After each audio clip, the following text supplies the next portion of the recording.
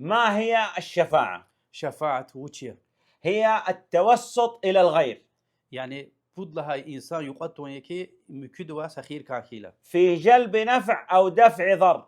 يعني جواز خير بطل وياكي زيادك يرغلون بطل. يعني هذا طالب يريد يلتحق بالجامعة، يأتي إلى الدكتور يقول يا دكتور اشفع لي حتى أقبل، هذا جلب نفع فائدة يعني أونيفرسيتك أكتز كازوا فأنا دكتور دزوزوكي زو أونيفرسيتك أكتم بطل يعني شفاعتي زاز كمية من كاردل إما يعني خير جزوي يعني شفاعتي هذا الآن قبل في الجامعة مثلا قبول كانوا قبول كانوا ثم صنع مشكلة وفصلوه من الجامعة، طردوه. يعني قصاك التيز وياك مثلا بروبليم يا رول أونيفرسيتا أقودنهم فيأتي إلى الدكتور يقول اشفع لي حتى أرجع للجامعة، هذا دفع ضر. دكتور بطل فان الهزوكي زاز يكاردل يعني كمكي ما قبول قجدي والق على سفر أكد قجدي والق. تمام. الشفاعة عندنا شفاعة مثبتة، يعني أثبتها الله سبحانه وتعالى لنفسه، لا تطلب إلا من الله.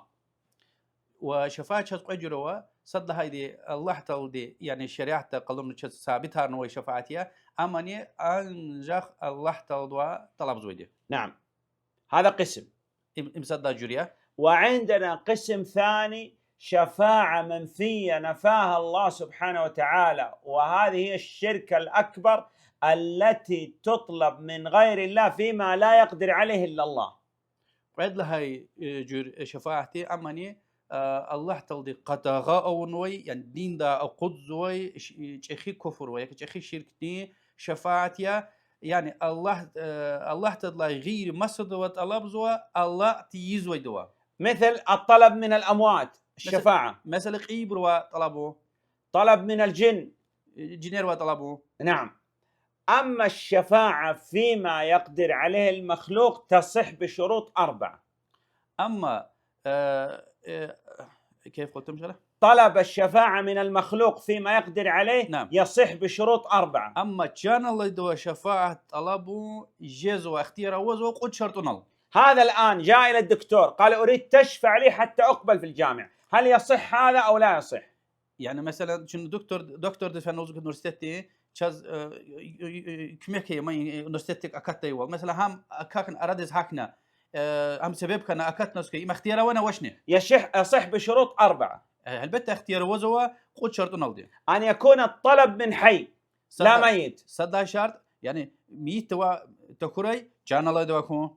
أن يكون الطلب من حاضر موجود لا غائب، يعني مثلا هو في مصر مثلا ينادي الولي الذي في الهند، لا ما يمكن. قد لها شرطني بتوكم وان قزوي وال يعني وون سنة أمسا الكذا وان قنتيز إيك تكوري.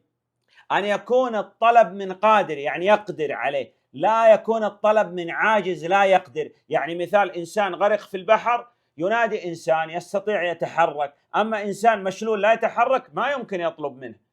قد بود هاي شرطني يعني ها كاردل أما قادركم يعني الله قوم يعني الله تيجي ودنا وش طلب ده مثلا يتيجي وقتنا غارق جزء ما سوي كذا وياكي الله تيجي مثلا شلو كانوا يستندوا طلب ده شقون الله أزوي يعني تيجي خدارنا هو أقول جزء يستندوا طلب زوا. أن يكون يعتقد أن هذا سبب لا يضر ولا ينفع، والذي بيده جلب المنافع ودفع المضار هو الله سبحانه وتعالى. وإن قد لها يشارني يعني يفكر ده ويركين قني اعتقاد خوري كي إما سببية خير شير ويري الله حد بتايا سبحانه وتعالى. نعم، ولهذا الآن نحن بعد كل أذان ندعو الله سبحانه وتعالى أن يعطي نبينا محمد صلى الله عليه وسلم الشفاعة يوم القيامة حتى يعني يشفع لنا. يعني شنا هار سفر أذان لاقلوخ محمد پیغمبر عليه الصلاة والسلام چه شفاعة چكم بطل الله دو طلب زوا. وسئل الشيخ ابن باز رحمه الله، شيخ ابن باز رحمه الله خبر قرده أن رجل يأتي لآخر حي، هذا حي وهذا حي، يأتيه ويقول إذا قدر الله سبحانه وتعالى لك الشفاعة يوم القيامة أن تشفع في أهلك كذا اشفع فيه، يصح هذا طلب من حي لا من ميت. دو سوال جي وقتنا جان الله إنسان دوا فأنا طلب نسكوي أجر الله تلوز اختيار جنسكوي إزي جنسكوي آخرته تو دنيا ده زب الله شفاعته الشيخين يعني سؤال جواب جنكي يعني نسا بروبلم نواش اختياره ويقول أخيه حتى دل عليه حديث حتى إنكار دي ثبوت الدليل يس حديث نوزوه. نعم، والأحاديث تدل على هذا أن المسلم يشفع. يعني حديث أشوخ أشكار قالور زوكي مصر من دوا شفاعة جزوه. الآن أنت صليت على الجنازة صحيح؟ في المسجد النبوي تصلي على الجنائز على الميت. پیغمبر د مسکیدا علیه الصلاه والسلام زور ساتوليك شنا جنازه اورتير ميتز. ماذا تقول؟ شنو وش لوزوه؟ اللهم اغفر له وارحمه. يا الله رحمي الله غلقتشو. هذه شفاعة. شفاعتها جلب نفع ودفع ضر. يعني زيان انيكو واخي خير طلبه. يصح او لا؟ دوزكين يعني صلاة الجنازة لا تصح. يعني جنازة نعم. والنبي صحيح. صلى الله عليه وسلم اي نعم هذه شفاعة. شفاعتها اختياروية. إذا توفرت هذه الشروط الأربعة الشفاعة صحيحة. ها هيك نكني لهاي قد شرط اگر ويري تشكدلتا شفاعتي اختياروزو.